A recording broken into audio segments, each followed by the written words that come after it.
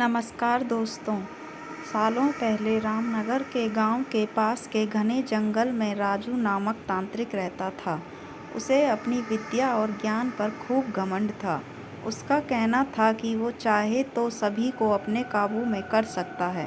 साथ ही तंत्र विद्या की मदद से किसी को जान से मारने की कला भी उसे खूब आती है। उसी दौरान रामनगर गांव के युवा एक एक करके गायब हो रहे थे। कुछ समय बाद ग्रामीणों को समझ आया कि सभी जवान लोगों को तांत्रिक अपनी विद्या से काबू करके खत्म कर रहा है। इस बात से परेशान होकर सभी ग्रामीणों ने चर्चा की और यह फैसला लिया कि वो सब मिलकर तांत्रिक को मार देंगे। अपनी इस योजना को अंजाम देने के लिए एक दिन सभी ग्रामीण मिलकर तांत्रिक के घर पहुंच गए। उस समय तांत्रिक किसी पूजा में बैठा हुआ था।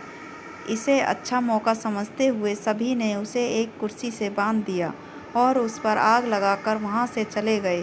ग्रामीणों के मन में हुआ कि तांत्रिक उसी आग की लपटों में झुलस जाएगा और उससे उनका पीछा छूटेगा।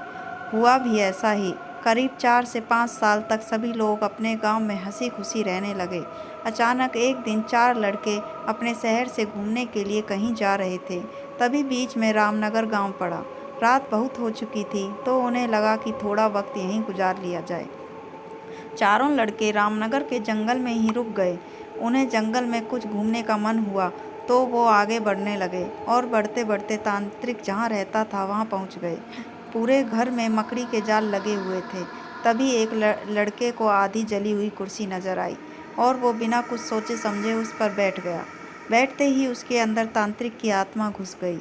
अब लड़का जोर जोर से चिल्लाकर कहने लगा कि अब मैं सबसे बदला लूँगा, पूरे गांव में आग लगा लगा कर सबको जला दूंगा। अपने दोस्त को इस तरह का बर्ताव करते देख अन्य 3 लड़के डर गए और वहां से गांव की तरफ बढ़ने लगे। सुबह होते ही उन्होंने सरपंच से मुलाकात की और सारा किस्सा सुना लिया। सबसे पहले तो सरपंच ने उन तीनों लड़कों को खूब गुस्सा किया।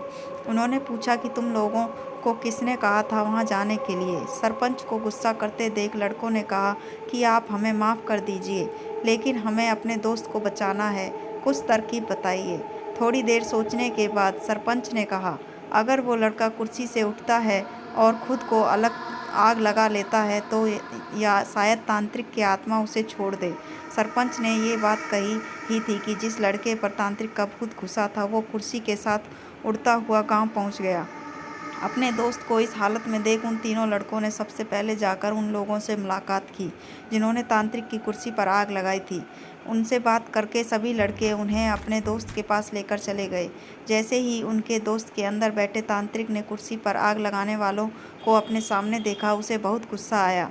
गुस्से में तांत्रिक कुर्सी से उठा और उन लोगों पर हमला करने लगा। तभी उन तीनों लड़कों ने तांत्रिक की उस कुर्सी पर आग लगा दी।